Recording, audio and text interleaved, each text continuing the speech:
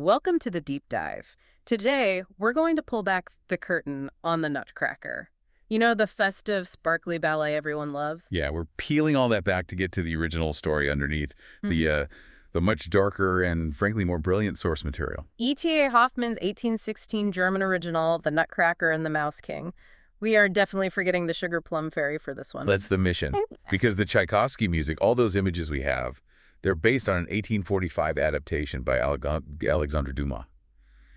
And he watered it all down. Watered down how? Hoffman's version was meant to be intense. He said he was writing for, clever, imaginative children, and he was actively mocking the very rational people of his time. The bourgeoisie, right, Yeah. the ones he called Philistines. Exactly.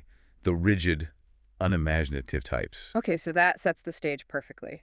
In this critique of rigidity, we meet Marie Stahlbaum, and I hear her name is no accident. Not at all. Stahlbaum literally means steel tree.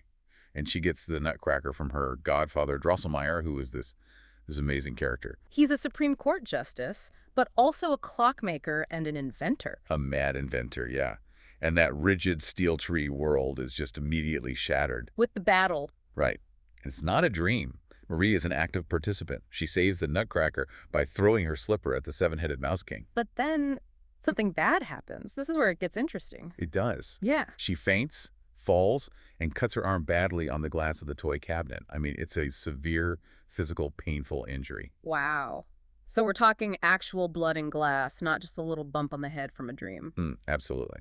And while she's recovering, Drosselmeyer tells her this crucial backstory. The story within a story. Yeah. The fairy tale of the hardnet. Why is that so central? Because it explains everything. It's the origin of the curse. It involves Princess Pirlipat and the terrifying Mouse Queen, Madame Mouserings. Madame Mouserings. She lives under the hearth, doesn't she? Like in the dark, hidden part of the house. Yes, very chthonic. A creature from the underworld, almost. Oh. The curse can only be broken by cracking this one unique nut, the crack-tick. And Drosselmeyer's own nephew is the one who does it. He saves Pirlipat. He does. He restores her beauty. But then, on the required seventh step backward, he stumbles on Madame Mouserings, and boom, the curse transfers to him. And he becomes the ugly Nutcracker. What does Pirlipat do?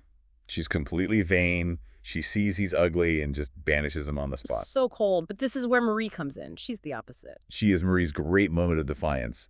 Later, she breaks the curse not with some grand action, but by swearing eternal love to the Nutcracker despite how he looks. Rejecting Pirlipat's selfishness. Exactly.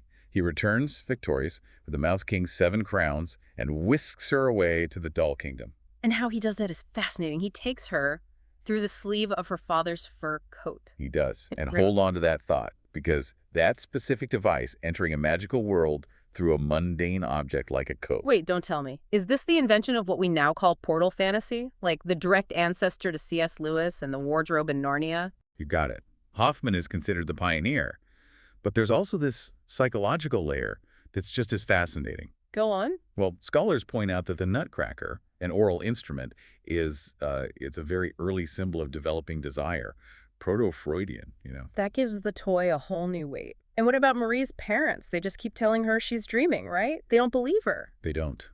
And this fits with cognitive studies, actually. When a child's deeply felt lived experience clashes with what an adult tells them is real, the child often starts to doubt the adults, not themselves. So her escape is her finally rejecting that steel tree world. Her ultimate rejection of it. Which brings us to the end. She marries the restored prince, she's crowned queen, and supposedly never comes back. Supposedly, because the narrator throws in one last little twist of ambiguity for you, the listener. He does. He ends this whole triumphant story with the qualifier. They say he came and fetched her away in a golden coach. They say. Why that phrasing? Because Hoffmann wanted this story to have, in his words, a firm kernel. He blends the fantastic and the real so perfectly that you're forced to wonder which side is the truth. So let's leave our listeners with this thought. Considering the dark undertones, the very real, severe injury Marie suffered, And the oppressive family she's trying to escape. what might Hoffmann have actually meant with that line, they say? Was Marie's ascent to the magical kingdom a true happy transcendence? Or, as some scholars grimly suggest, was that beautiful description of her leaving just a euphemism for her death? That's the complex kernel you have to crack.